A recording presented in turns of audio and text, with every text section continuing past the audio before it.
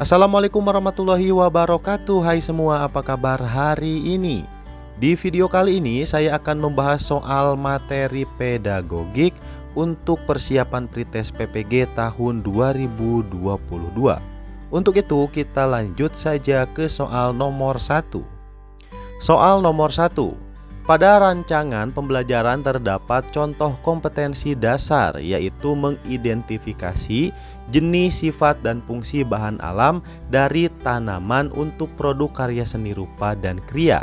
Maka rumusan indikator yang bisa dikembangkan guru pada tingkat kognitif mencipta C6 yang tepat adalah: A. Mengelompokkan bahan alam dari tanaman pandan untuk produk karya seni rupa.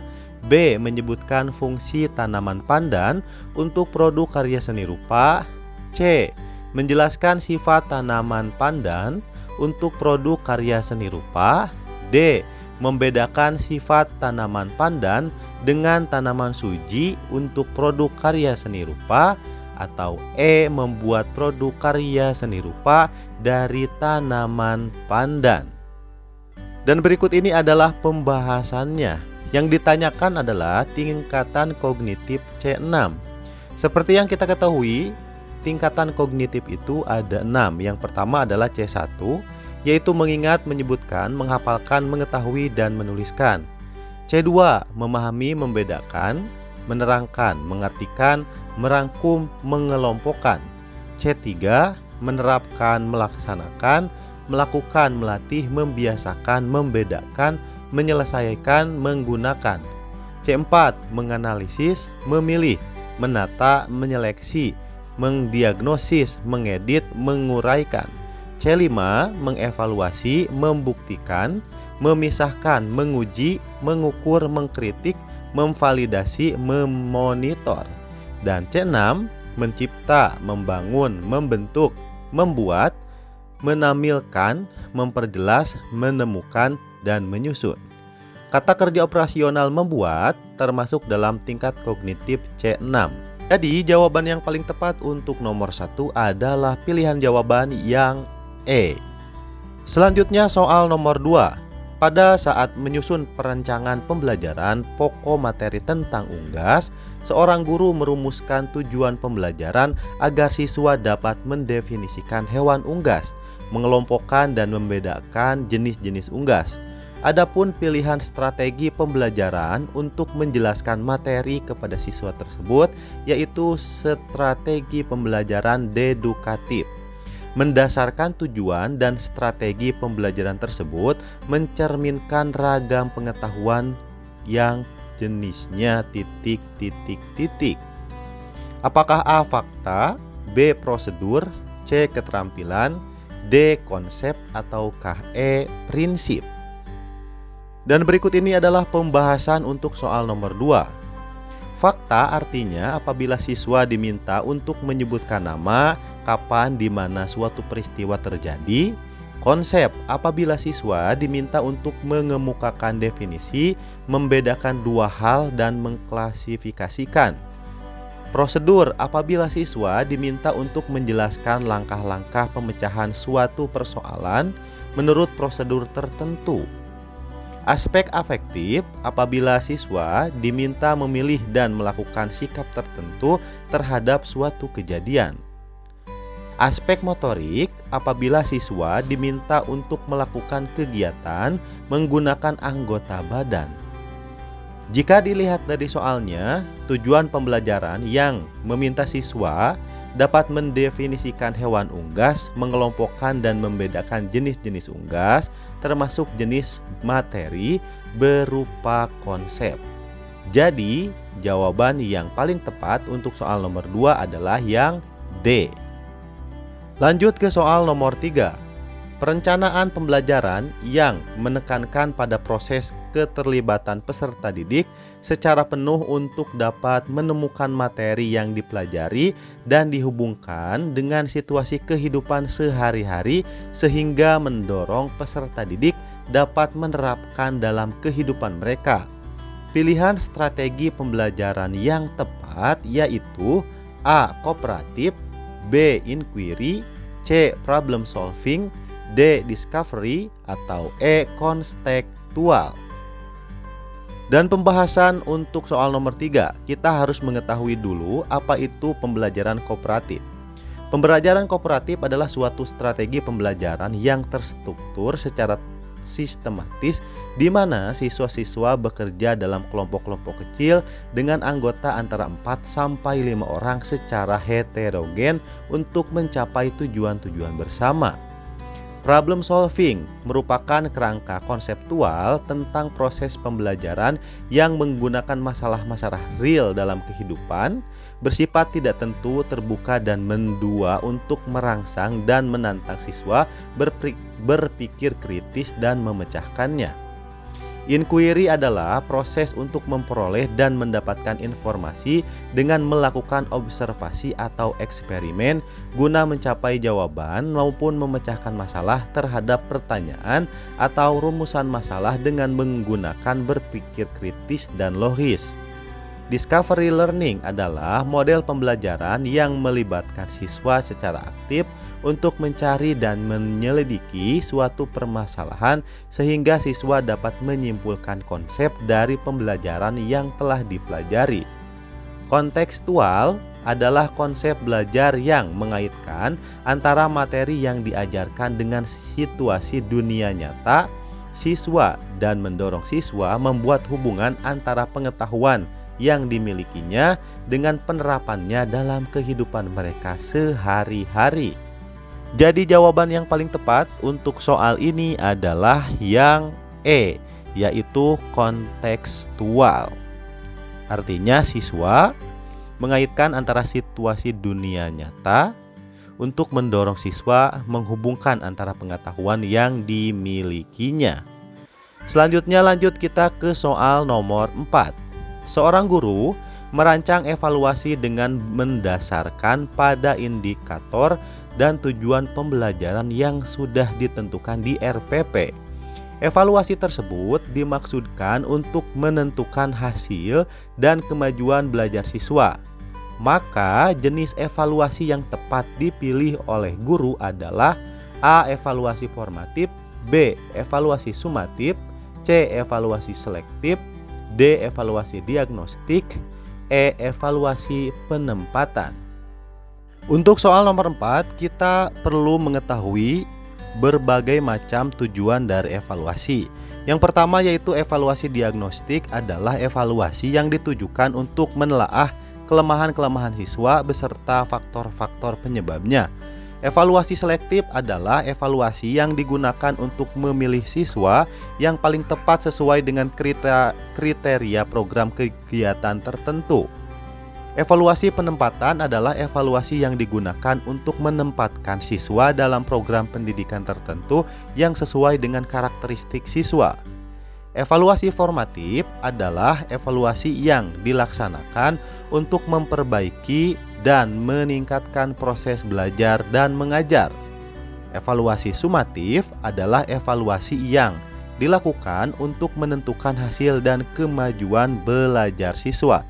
Jadi jawaban untuk soal nomor 4 ini adalah evaluasi sumatif karena bertujuan untuk menentukan hasil dan kemajuan belajar siswa. Lanjut soal nomor 5. Seorang guru mencari materi dan media dari internet saat menyusun rencana pembelajaran atau RPP. Materi dan media tersebut akan disampaikan pada proses pembelajaran dengan maksud agar siswa tidak mengalami kesulitan memahami pelajaran. Langkah apa yang harus dilakukan oleh seorang guru saat memilih materi pelajaran? A. Mengidentifikasi aspek-aspek yang terdapat dalam kompetensi inti, kompetensi dasar dan indikator. B. Menganalisis potensi peserta didik, relevansi dengan karakteristik daerah dan struktur keilmuan. C. Menyusun dengan tingkat perkembangan fisik, intelektual, emosional, sosial, dan spiritual peserta didik. D. Melihat kebermanfaatan bagi peserta didik, aktualitas, kedalaman, dan keluasan materi pembelajaran. E. Relevansi dengan kebutuhan peserta didik dan tuntutan lingkungan, alat dan sumber bahan, dan alokasi waktu. Dan jawaban yang paling tepat adalah yang A, yaitu mengidentifikasi aspek-aspek yang terdapat dalam kompetensi inti, kompetensi dasar, dan indikator. Selanjutnya soal nomor 6. Dengan mencermati silabus, seorang guru akan merancang pelaksanaan pembelajaran atau RPP sebagaimana yang tertuang dalam Permendikbud nomor 22 tahun 2016. Rencana pelaksanaan pembelajaran atau RPP mencakup sekurang-kurangnya apa? A. Kompetensi inti, kompetensi dasar, tujuan pembelajaran, materi ajar, model pembelajaran, metode pembelajaran, strategi pembelajaran, dan penilaian hasil belajar. B. Identitas mata pelajaran, standar kompetensi, kompetensi dasar, materi ajar, model pembelajaran, metode pengajaran, sumber belajar, penilaian hasil belajar, dan bobot penilaian hasil belajar. C. Standar kompetensi, kompetensi dasar, metode pengajaran, media pembelajaran, sumber belajar, langkah pembelajaran, tes hasil belajar, dan kunci jawaban. D. Identitas mata pelajaran, tujuan pembelajaran, materi ajar, model pembelajaran, media sumber belajar, langkah pembelajaran, dan penilaian hasil belajar. E. Identitas sekolah, identitas mata pelajaran, tujuan pembelajaran, materi ajar, media sumber belajar, langkah-langkah pembelajaran, dan penilaian hasil belajar. Dan jawaban yang tepat untuk soal nomor 6 adalah yang E, yaitu identitas sekolah, identitas mata pelajaran, tujuan pembelajaran, materi ajar, media sumber belajar, langkah-langkah pembelajaran, dan penilaian hasil belajar. Dan ini bisa dilihat di Permendikbud nomor 22 tahun 2016 tentang rencana pelaksanaan pembelajaran atau RPP. Selanjutnya soal nomor 7. Di sekolah, seorang guru menuliskan beberapa aturan seperti dilarang menginjak rumput dan mencoret-coret meja. Hal ini merupakan pembiasaan kepada peserta didik agar berkembang kecerdasan, A. Naturalis, B. Kinestetis, C. Visual spesial, D. Verbalinguistik, atau E. Logis matematis. Dan jawaban yang paling tepat untuk soal nomor 7 adalah yang A, yaitu naturalis. Selanjutnya soal nomor 8. Seorang guru ingin mengetahui kemampuan siswa dalam mengatur dan mengelola perbedaan pendapat ketika dilakukan diskusi kelompok. Guru tersebut membuat lembar daftar cek atau checklist dalam bentuk skala yang harus diisikan oleh siswa untuk menilai teman kelompoknya. Jenis penilaian otentik holistik yang dapat dipilih oleh guru tersebut yaitu A. Penilaian kerja, B. Penilaian proyek, C. Penilaian portofolio, D. Pertanyaan terbuka, E. Penilaian diri. Dan jawaban untuk soal nomor 8 adalah yang A, yaitu penilaian kinerja. Jadi di sana nanti siswa akan menilai kinerja dari kelompok masing-masing. Selanjutnya soal nomor 9. Sebagian siswa mengalami kesulitan menjawab soal tes pilihan ganda yang disusun oleh guru. Hal tersebut disebabkan karena materi dalam soal sebagian belum dipelajari oleh siswa. Karena materi tersebut seharusnya diberikan pada pertemuan berikutnya.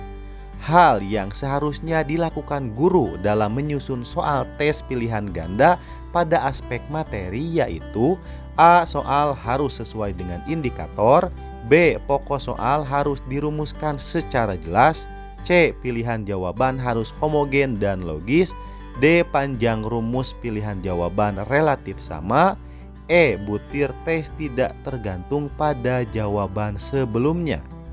Dan jawaban yang paling tepat untuk soal nomor 9 adalah yaitu yang A. Soal harus sesuai dengan indikator.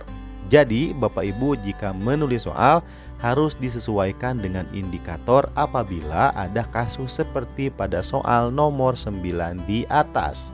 Selanjutnya adalah nomor 10.